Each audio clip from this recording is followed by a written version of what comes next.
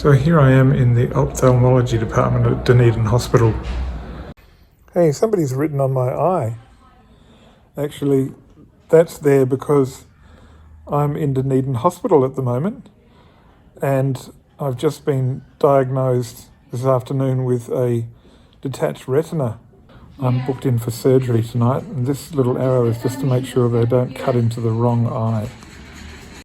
So with all the work that I do to try to stay healthy, this was one of the things that really wasn't on my radar.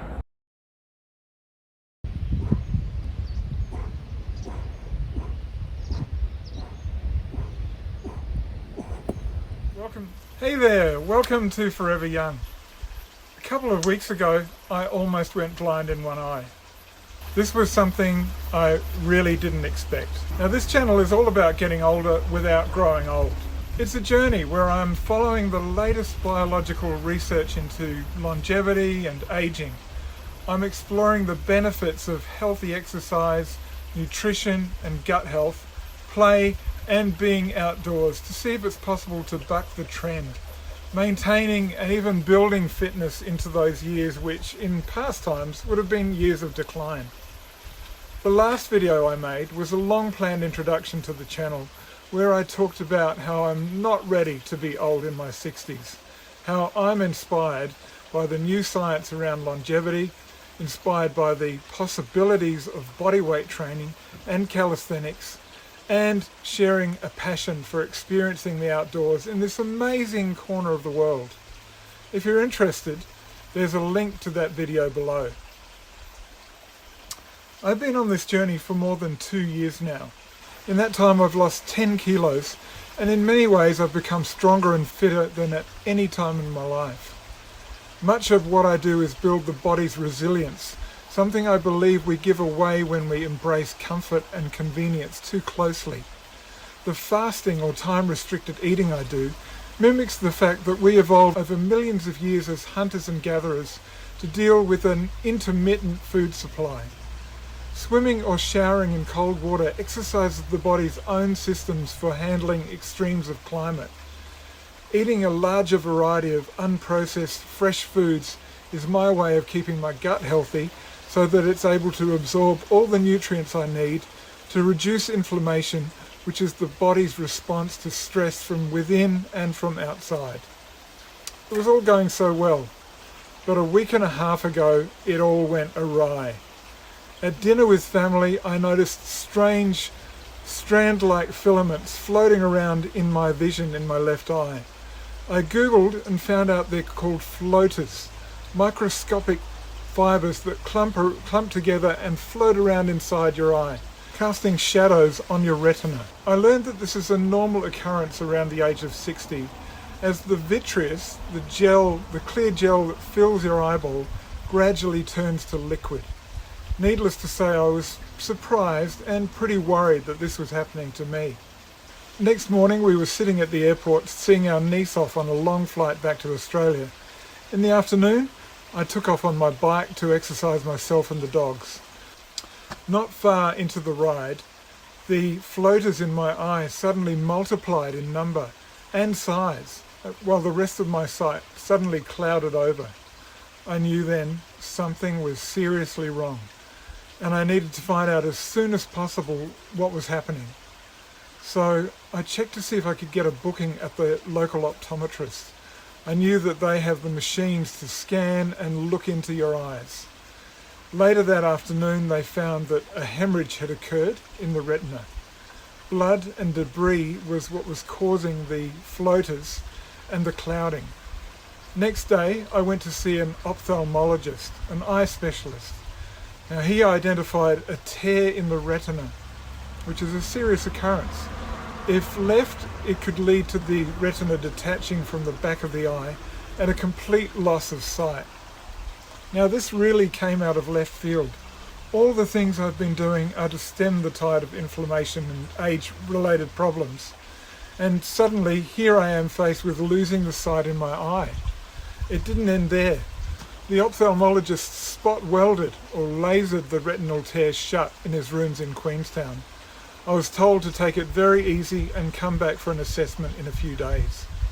Instead, things took a turn for worse. 2 days later, we were making the 4-hour drive to the eye department at the nearest major hospital in the South Island. I'd actually woken up with a black semicircular curtain across the bottom half of my vision. So after a range of scans and specialists peering into my eye, I was diagnosed with a detaching retina. Emergency surgery was scheduled for that evening. This whole scenario came as a complete shock, totally out of the blue. But I noticed that the waiting room at the hospital eye department had roughly 30 people there through the whole afternoon, with people being called up pretty regularly, every few minutes. Most of them looked old, and I didn't want to see myself as one of them.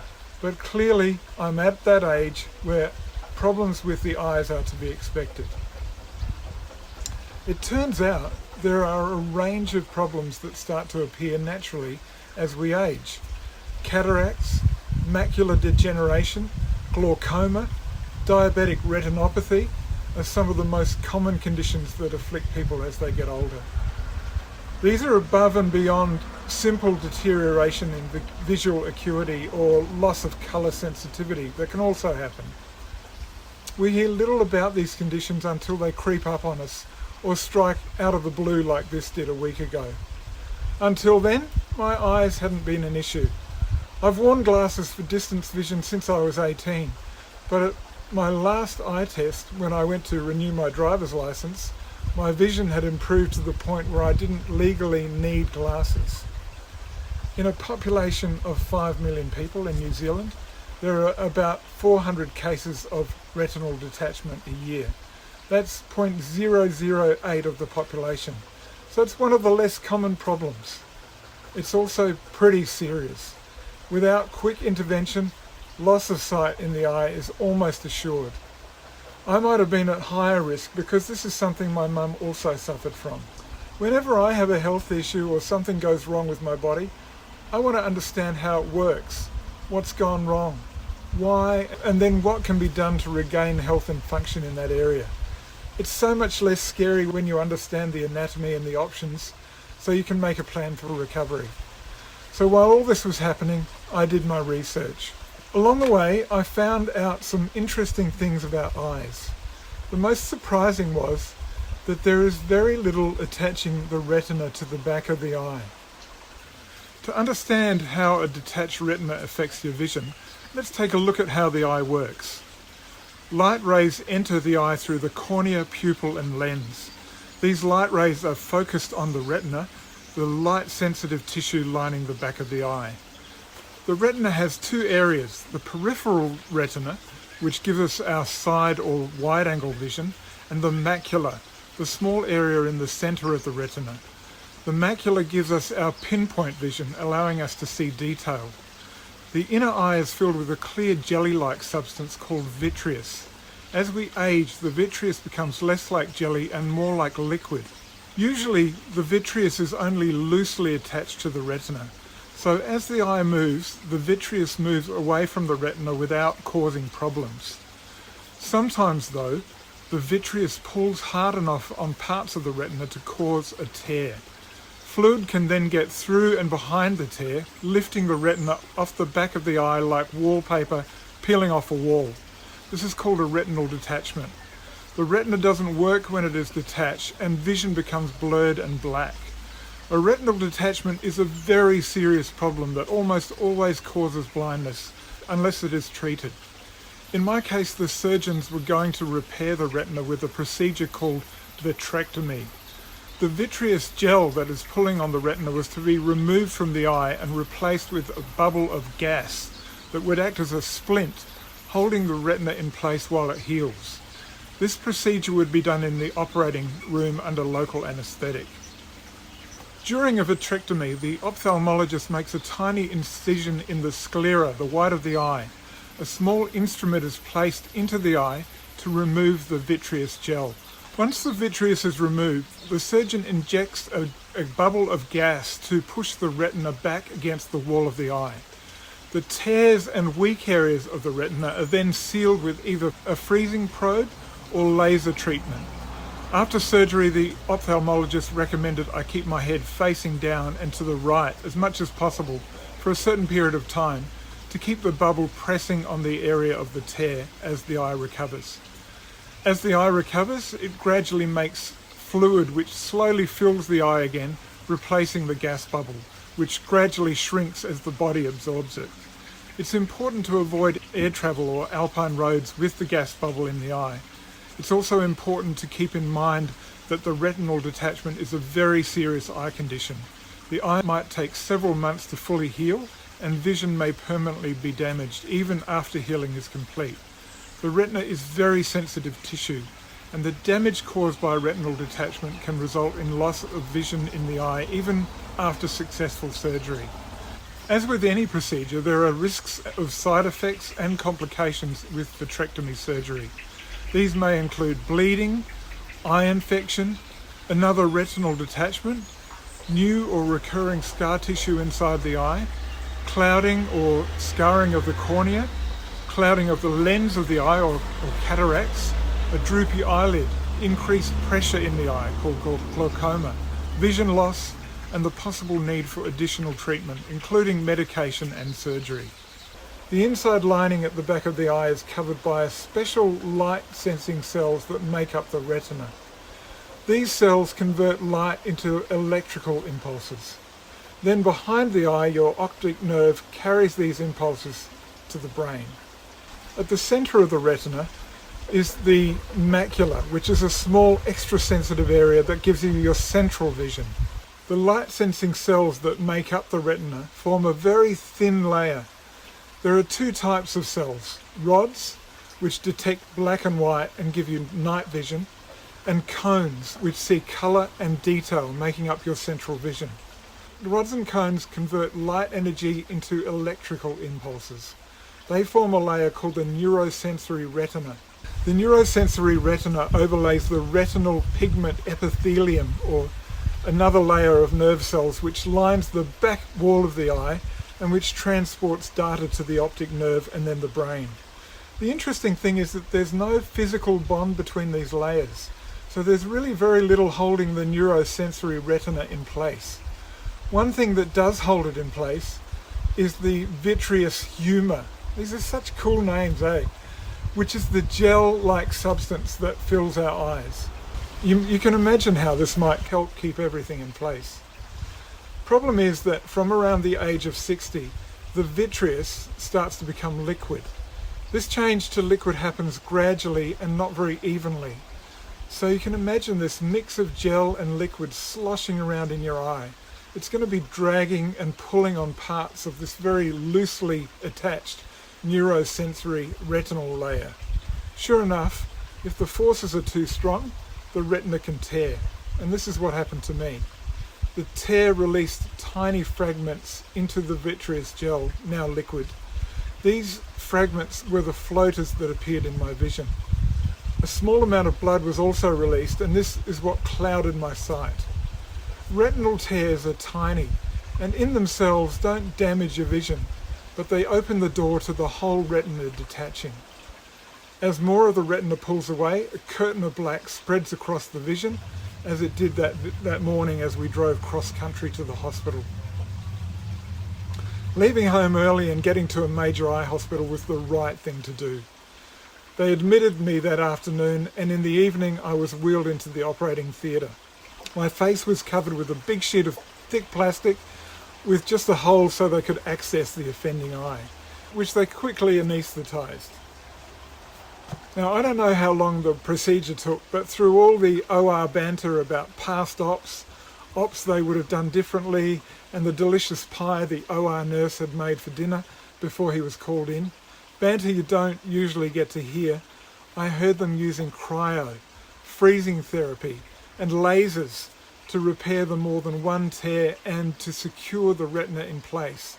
Then they opened the eye, removed the vitreous and inserted a bubble of gas which would push against the retina to stop the liquid from getting behind. I'm pretty good when it comes to being worked on. I often fall asleep in the dentist chair, so I was able to remain fairly relaxed while the team worked. I was just fascinated and trying to work out what was being done to me. I was in awe of the skill of the surgeons and the incredible technology they've developed in this area. The gas bubble will be in my eye for anything from weeks to more than a month. Because the gas expands with altitude, I've been warned against travelling our alpine roads. We live 300 metres above sea level, which is fine, but at one point on the way home the road climbed to 400 metres. At that point I could already feel my eye aching. During the day while I recover, it's important to keep my head upright, and when I'm sleeping I have to lay face down so the gas bubble is pressing against the repaired part of the retina. Too much movement and raising my blood pressure are also dangers at this point. Didn't it used to be that the seaside was always the place to convalesce? So that's what we're doing.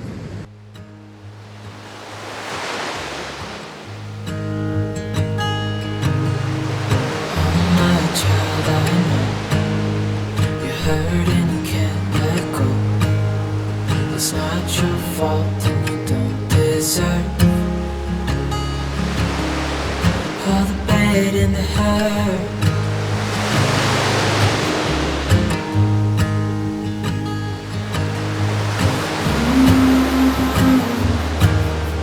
I know you tried so hard. I know. If you'd like to contribute, like my video, subscribe to the channel, or let me know your thoughts by commenting below. Will you suffer in this life? Don't give up. Just hold on tight. It'll be alright. So now I'm left wondering, has the handstand practice, the mountain biking and all the other fairly vigorous stuff I do contributed to this injury? This episode has really put a spanner in the works, but I realise you can't control everything. Who knows what underlying problems I already have and how much ageing has already happened. I have to accept too that I'm getting older. It's ultimately inevitable.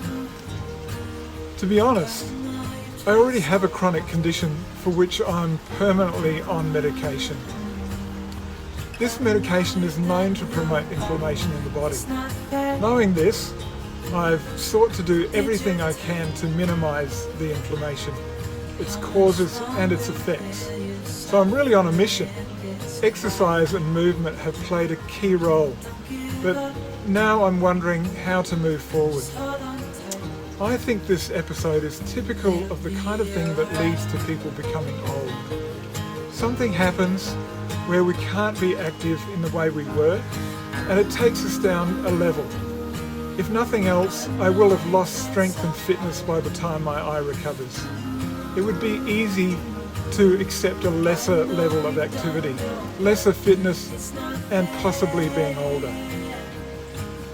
I'm determined to find an optimum path. I'll continue research to understand how much danger there is of further damage. I might have to find new or different activities and ways to move. So while the event has been scary, worrisome and a giant curveball, I believe it's all part of this adventure. And it's how you return that curveball that counts. I'll be batting it into the bleachers.